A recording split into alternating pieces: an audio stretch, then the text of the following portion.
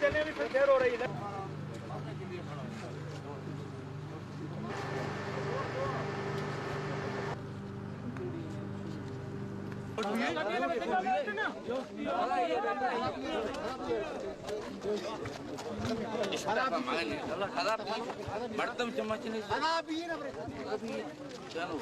File के लोग खड़े हैं और किले के अंदर जख्मों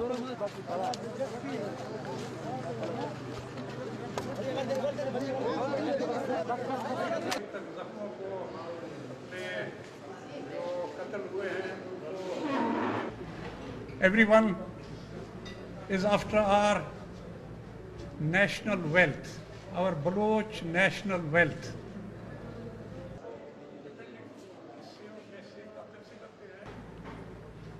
For example, take the natural gas. It has been flowing through these pipelines for the last 50 years or more to every nook and corner of Pakistan, but not Balochistan.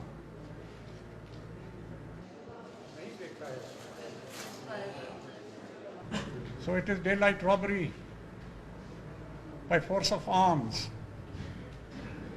And what happened a few days ago was part of all this.